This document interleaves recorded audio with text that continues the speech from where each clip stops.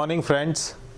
I am Sudhanshu Sinha from Patna, and I've been in the automobile sector since mid-80s. I am a car enthusiast and I've been visiting the Auto Expo whenever it has come up. Earlier it used to be at Pragati Maidan. This year, about a couple years back, they have shifted it to Greater Noida. This year when I went and saw the Auto Expo, I found it to be much smaller than what it used to be earlier. A lot of car manufacturers did not come to the expo this year. Maybe it was because of the downturn in the automobile industry. Otherwise, the Auto Expo was very well organized, and to talk about the pavilions, I would like to start off with our Indian company, the Tata Motors. That is a purely Indian company manufacturing sedans for our population in India as well as export. The Tata Motors pavilion was really very impressive. They showcased us the future of automobiles by way of introducing electric vehicles, and their Tata Nexon E, which is an electric vehicle, promises to be a very good one because they have priced it around 13 lakhs, which is the cheapest in the market. If you compare the price, the Nexon is much cheaper than Kona introduced by the Hyundai, which is around 23 lakhs. So I feel Tata Motors is doing a good job by giving us a vehicle which would be appreciated by one and all. The price should still be slightly less, and if it is around 8 to 10 lakhs, there would be a lot of purchasers and buyers, and people would definitely shift to this new class of vehicle. We saw a lot of Chinese companies coming into India with their SUV types of vehicle in the category of MG Hector. The Haval was there, then we saw Great Wall Motors. They are also very good looking vehicles. We couldn't go much deeper into their technical specifications because they were not displayed there, but then they do look promising as of now. We saw Force Motors, which showed us a very good vehicle, the Gorkha, which seems to be an all-terrain vehicle, and it's a huge vehicle. I was quite impressed by the Gorkha. Force Motors is also manufacturing engines for BMW and Mercedes, and they're also manufacturing the rear axle for the E-Class and the A-Class. This shows that India is definitely picking up in the automobile sector, and they have got the technology to do really high precision jobs here. I personally went into the vintage section as well, but then this year the vintage section did not have a lot of vehicles on display. Of course, there were some very classy vehicles there, the Cadillac, the Auburn. They looked really very impressive there.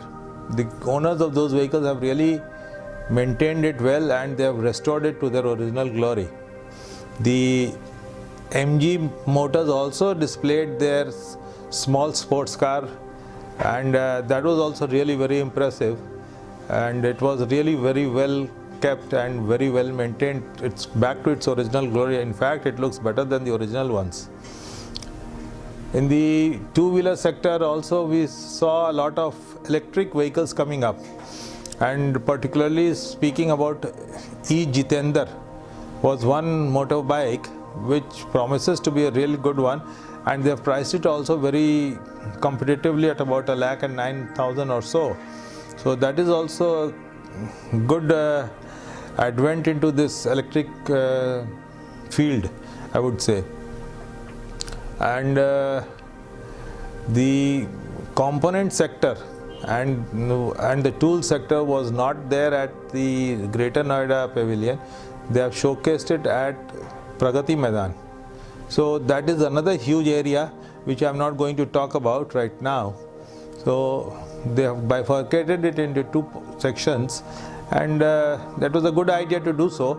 So You don't, if you're interested in the automobiles, you go to the Greater Noida. If you're interested in the components, you go to Pragati Maidan. That's a good idea that the government decided to do.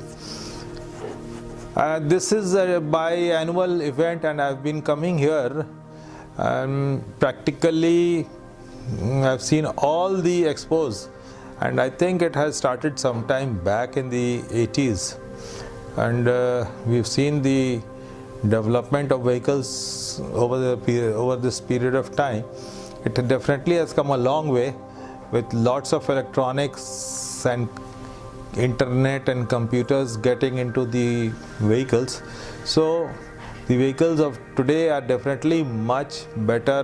They are much safer and much more fuel efficient than what they used to be earlier. With the advent of Bharat Stage 6 norms kicking in from 1st of April, most of the companies are upgrading their cars and they are bringing in the Euro 6 specification engines into their vehicles. Surprisingly, we have not seen a lot of hybrid powertrains in the Auto Expo. In fact, I have not been able to see even one. Toyota and Nissan being the leaders in their hybrid technology, they were not present there in this expo. So we really didn't see. So now the whole thrust is not on the hybrid, the whole thrust is on the electric vehicles, and the future definitely is going to be of electric vehicles. Mercedes-Benz, which was the only premium car which they showcased here in the Auto Expo, they did not show us any electric vehicle there. In fact, I think they are still at the development stage and they are not going to introduce it in the near future.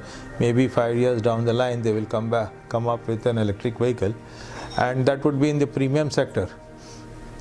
But Hyundai and Kia, they definitely have showed us electric vehicles, and Kona, which is already running in the market, is priced at around 23 lakhs, is doing well. Mahindra and Mahindra has also come up with an e-XUV 300, which really looks nice, and their specifications are also very good, and I hope they will deliver us a vehicle in the price range of about 10 to 15 lakhs, which should become very popular soon. And all said and done, I was definitely expecting some more participation from the companies, and I definitely expect the government to put in their efforts to reduce the basic excise duty and other incentives if possible to the electric vehicles, because as of now the batteries in the electric vehicles are very expensive and that increases the cost of the car. So the government will also have to put in its best of strategies and laws and enforce such norms that it becomes easier for the electric vehicle manufacturers to bring in their products into the market at competitive prices. And that's what I expect from the government as well, to bring a turnaround in the automobile sector.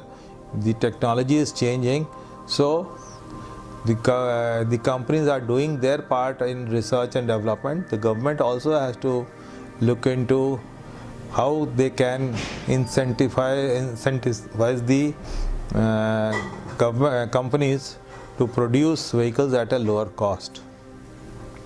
So with these words, I end my review on the Auto Expo and wish best of luck to all the companies to come up with good, promising products in 2020.